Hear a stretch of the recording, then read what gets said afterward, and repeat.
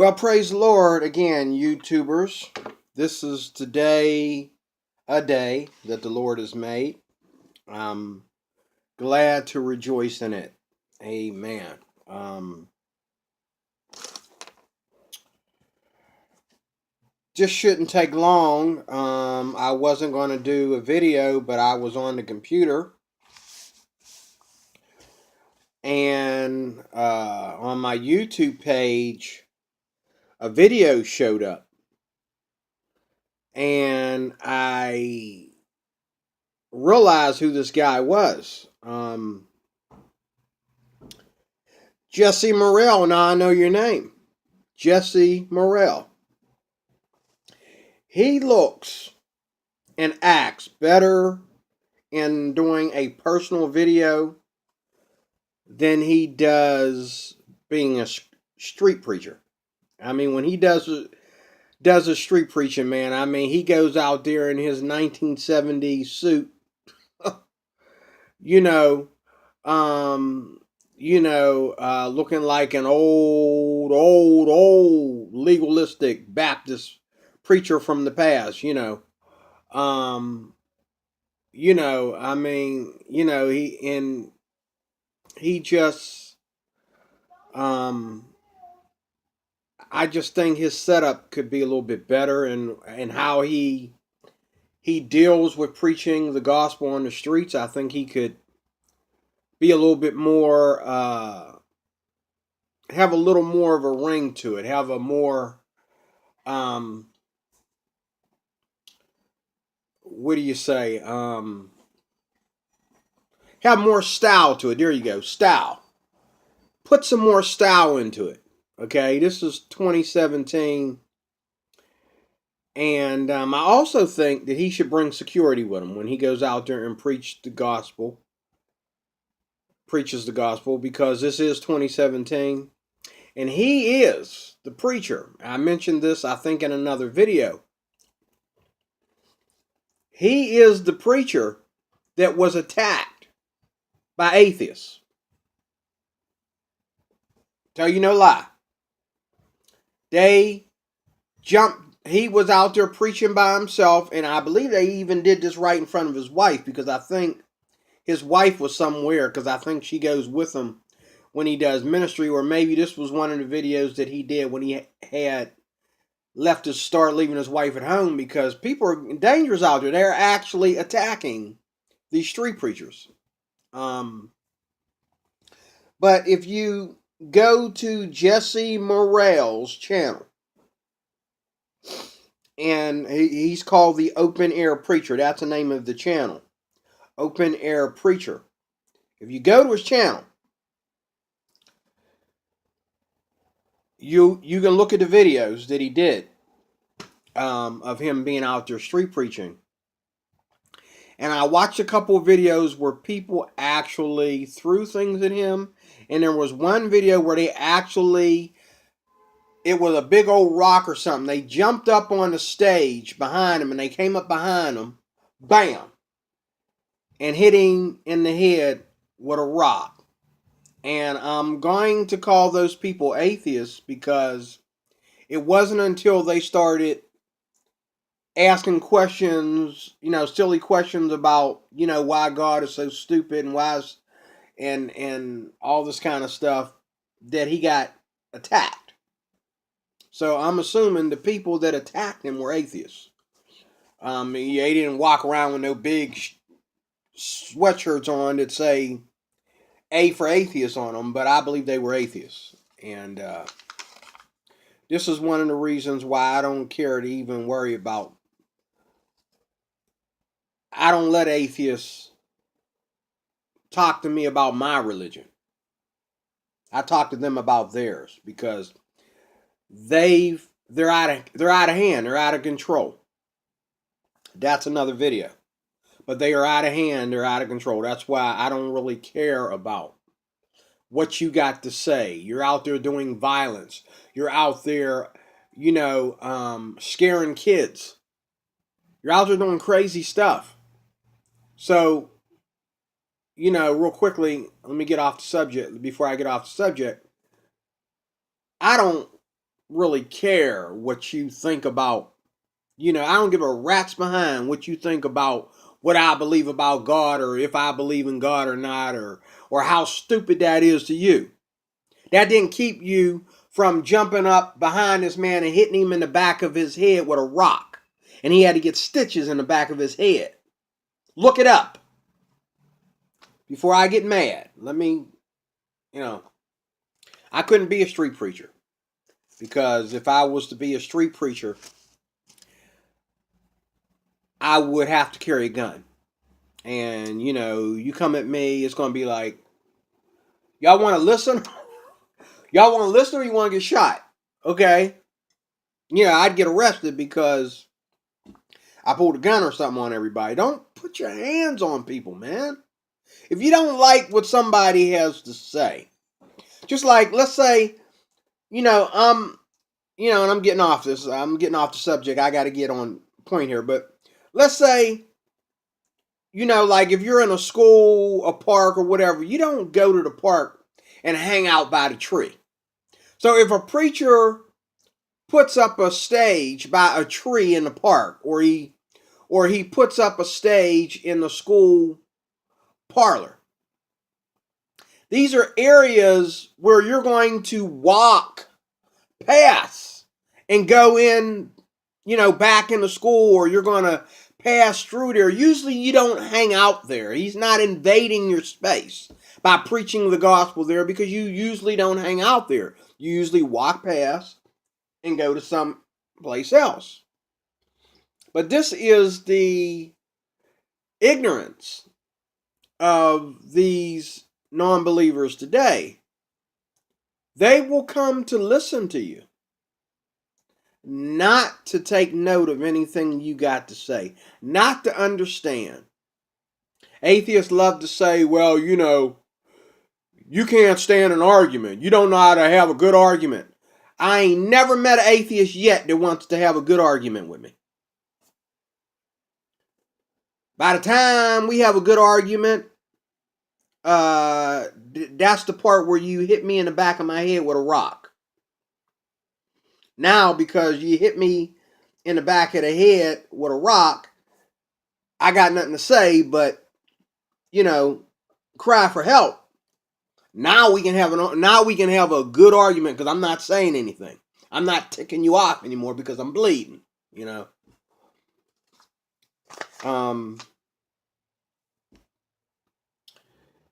It's crazy. But Jesse Morrell, I didn't know his name until just now. The open air preacher. I know, like he said earlier today, I know that God restrains evil because God restrained me from getting revenge on those that attack me. Those that have threatened me, those that have done evil to me. But my question to you, I don't think I need to even do the whole time signature on this video. I think I'm just going to say what I got to say and move on and take my nap. But if God, let me ask you this: if God doesn't restrain evil, who's restraining it?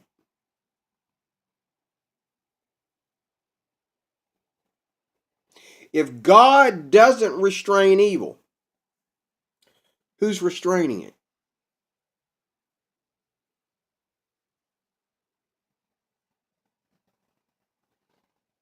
Only a childish thinker.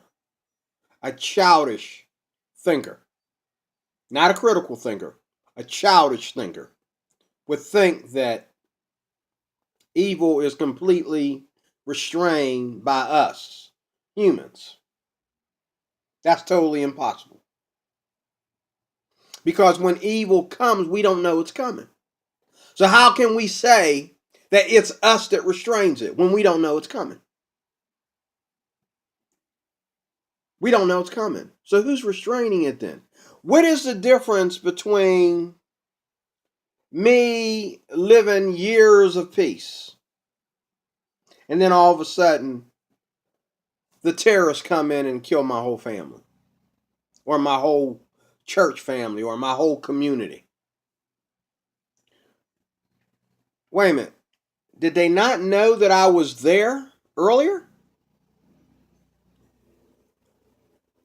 And when the terrorists go into your community, why do they get to rape these women over here and pull them into sexual slavery, but they didn't get these women over here that are in the same community?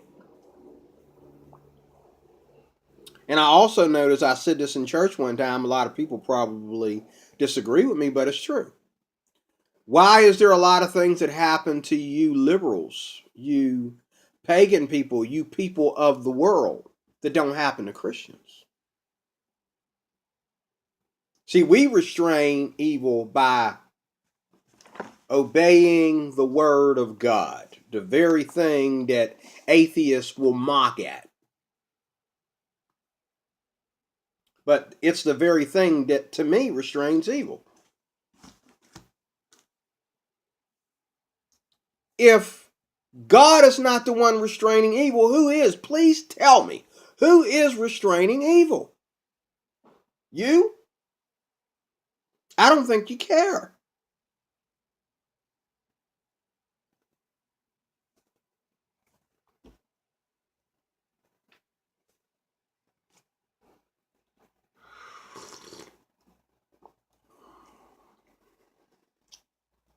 Not too long ago,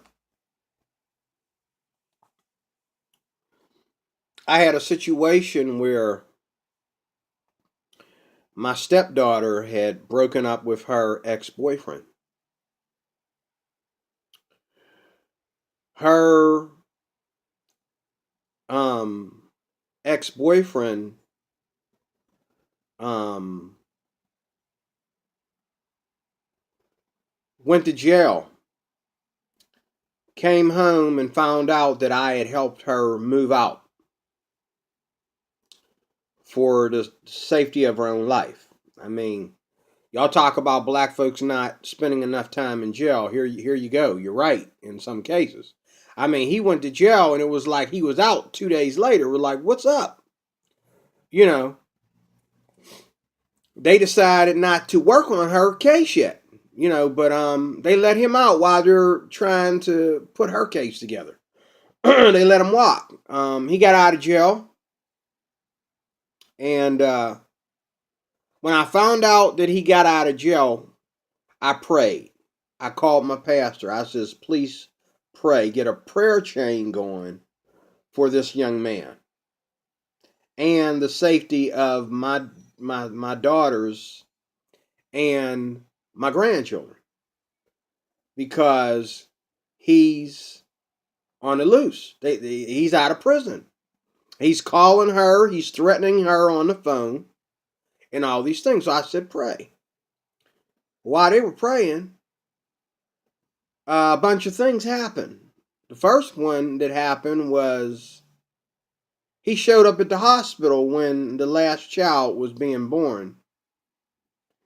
And we didn't mind that because it is, it's his child. And, even though he's a criminal, we don't wish, you being isolated from your children. We don't wish that on our worst enemy. So, we let him come to the hospital. He started his mess at the hospital. And security had to be called. We had to remind security that this man had a restraining order, okay, against him. And it just so happened, though, that she left the restraining order at home in her old purse. She didn't bring it to the hospital with her.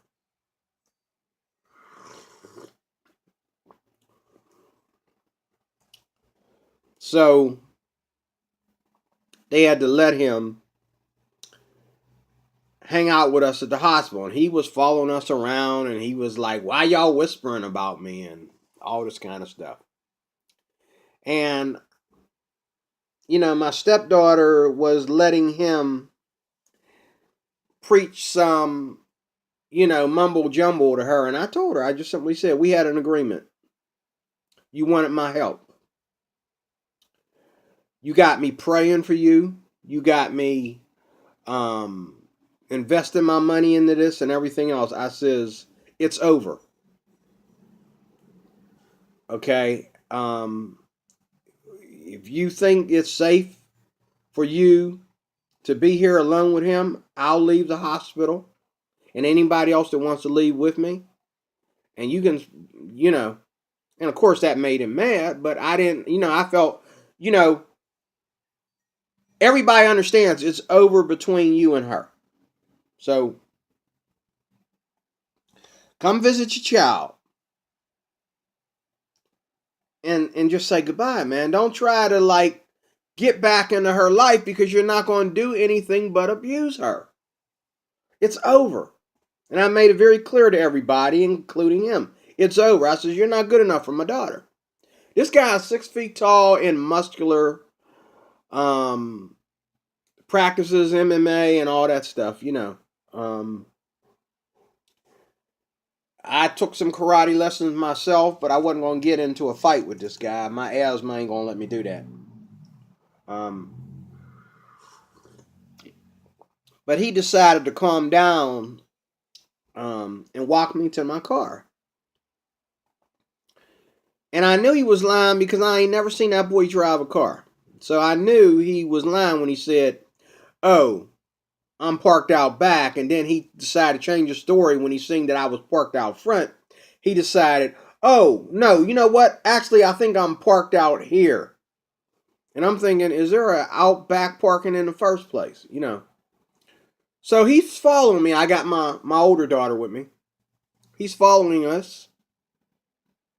And we're, as soon as we got like off out of the wing where my stepdaughter was having her baby and we got down on the exit level, he started getting louder and louder and louder. He was trying to set up a fight.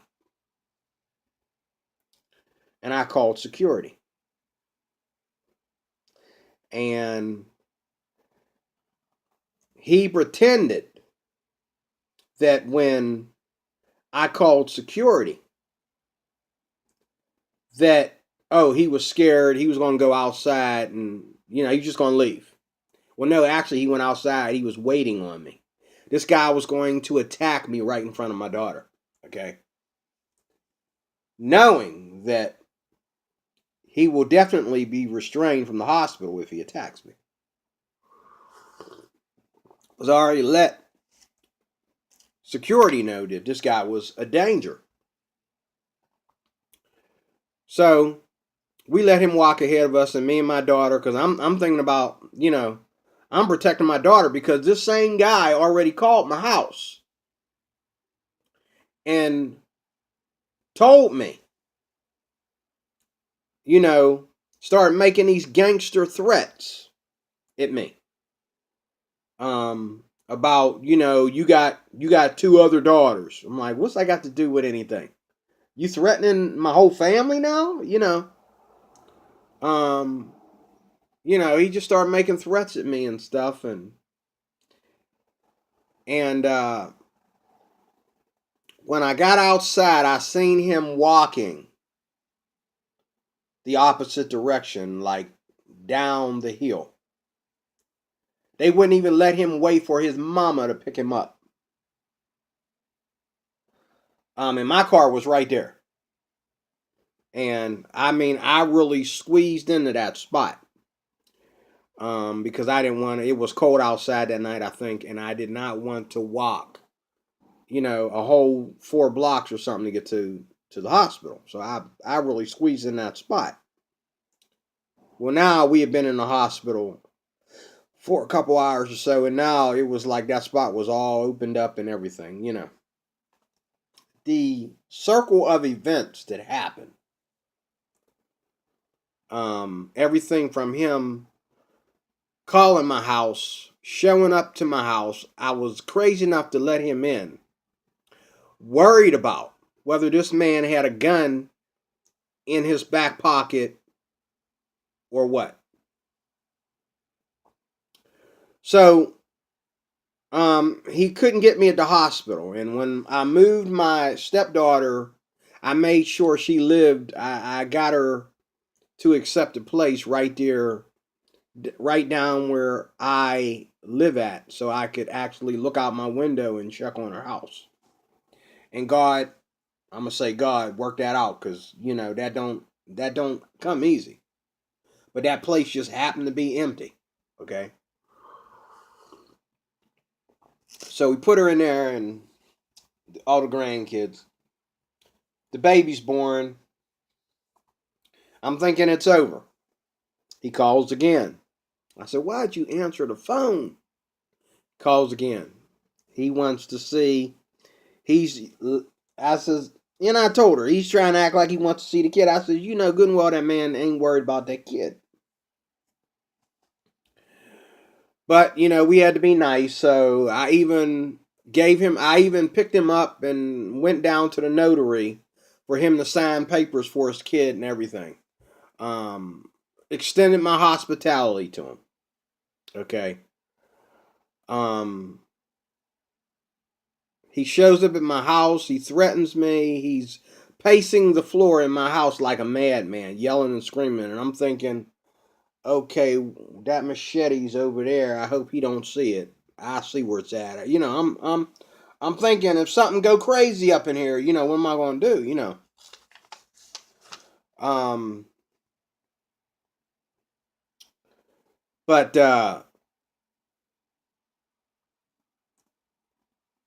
what finally happened was I had me and my youngest daughter. We were spending a lot of time over my stepdaughter's house because we wanted to protect her, you know. And he came over to see, to pick up the baby, his newborn son. And we made sure we were there. He became extremely angry the minute he seen me walking the baby and the grandkids to the car. I mean, he became extremely angry. I mean, he was kicking a dash. I mean, he was mad. We could see it a mile away before we got to the car. He was angry. He was extremely angry.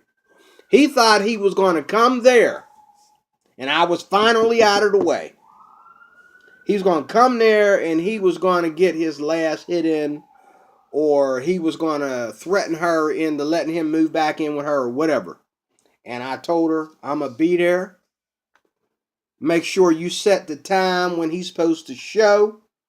Give me time to get there before he gets there. And we did. We were there, and he got there, and we walked everybody out to the car. He didn't even get to see my stepdaughter. He was fuming. And he got so mad that he came by 2 nights later and threw a brick through the window. The brick come through the window right across, just missing his newborn son, and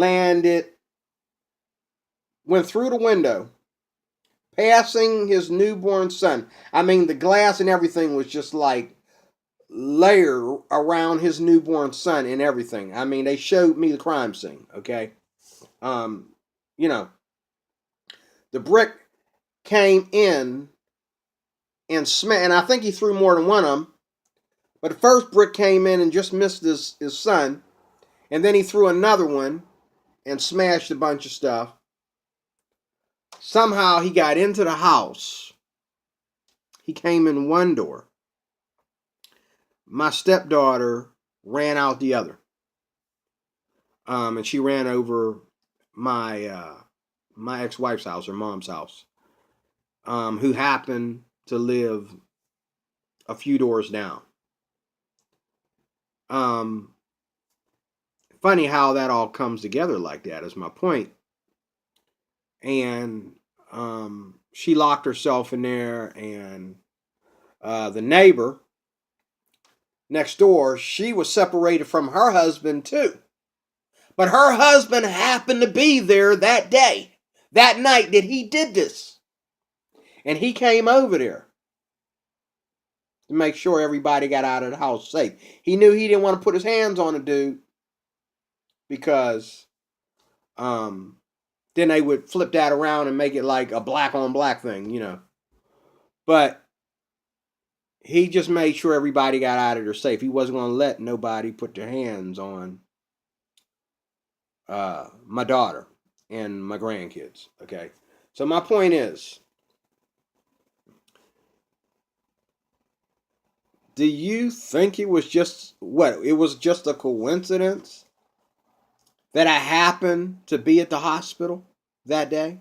It was just a coincidence that I came back into my stepdaughter's life around this drastic measure she was in at that time. And I was able to be in her life at that time.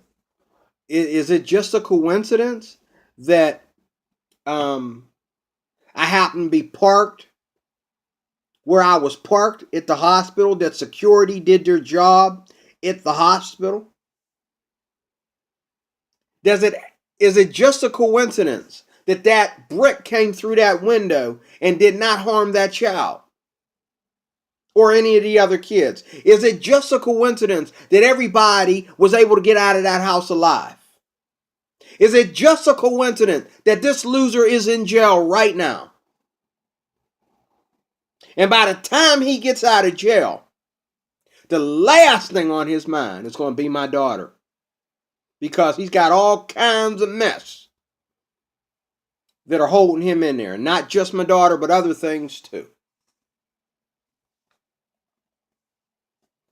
If God isn't restraining evil, who is? Because evil is being restrained. I know what you think.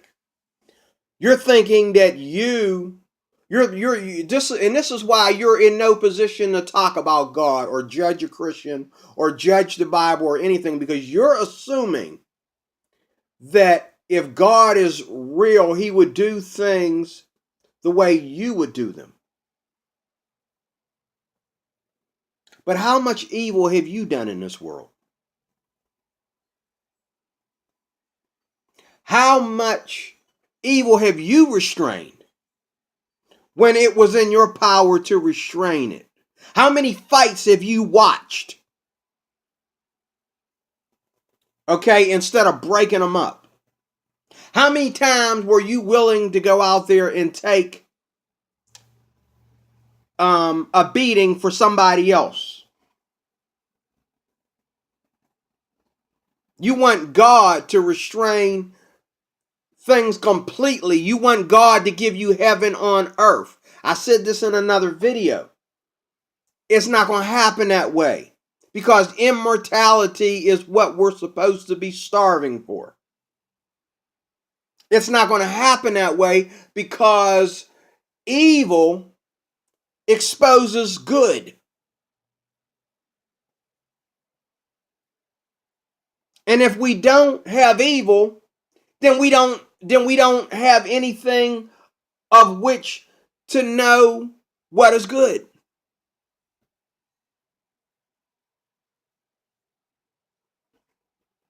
Job said very clearly. He says, though he slay me, I will not deny him. I will still trust in him. He says, shall we accept only good from God and not adversity? Adversity must be in its place here on this planet so that we seek another. Adversity must have its place and have its deeds in this life so that we seek a better life. But do you think you've restrained enough evil in your life? Not only in your little wicked life and how you abused yourself, but what about the life of your kids, the life of your wife, the life of your brothers and sisters, your fellow atheists, your fellow Muslims, your best friends, whatever group you hang out with, your fellow Democrats. Have you restrained evil? Or do you just want, or are you looking for God to give you something you don't deserve? You don't deserve heaven on earth. Last I checked, heaven on earth requires that we make the sacrifice of following God and His plan for our lives. You say that you don't believe. You say that this is a lie. But yet you want to ask the question, why does God allow evil?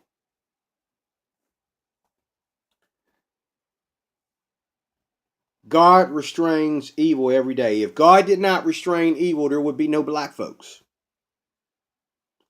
Because y'all know many, many moons ago, y'all was just, you know, this country, the people of this country was just out to kill us. They did not want us.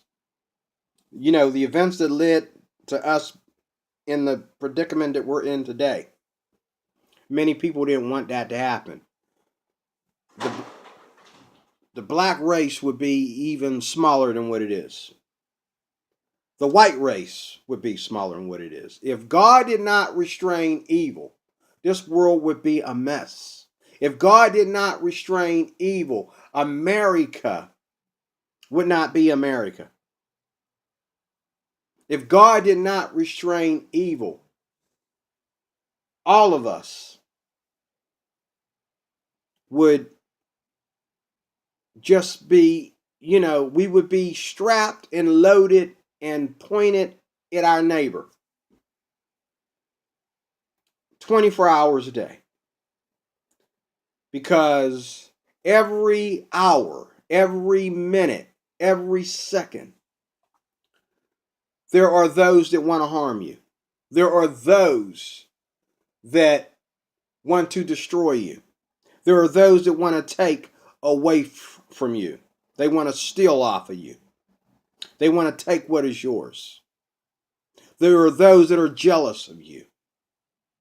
If God did not restrain evil, who did? Who did? That's the question. If God isn't restraining evil, who is? Who's restraining evil? Because obviously evil is being restrained. When you think about how many people hate you, when you think about how many people you hate, when you think about how easy it would be for you to punch certain people, or for you to, or the things that you would do if there were no police because of your worldview. And I've been hearing that worldview on my channel. People coming to my channel let me know that no matter how nice I try to be, they don't like me. I'm glad that I don't live in their neighborhood. I'm glad that they're not my next door neighbor. Is it a coincidence that they're not? Or is it because God does restrain evil? It's a dumb question to say, why doesn't God restrain evil? God does restrain evil. That's why you haven't killed me yet. That's why you haven't forced me to defend myself yet and kill you. If you do not realize, you want to give the secular world all the credit, you want to give science all the credit, but you do not realize the only person that has ever really won at restraining evil is God. Because when we think that we're restraining evil, we only restrain evil for a moment. Give it a couple days, and it comes right back. Okay? People think they restrain evil by putting people in jail. People go in jail and do evil. And then evil has to be restrained within the prison. They get out of jail and do it all over again. Come on, man. Come on. If God isn't restraining evil, who is? Not me and not you. God bless you. I love you. I really do. Because why? Because God is restraining evil. That's why I'm able to love you and forgive you. Talk to you later.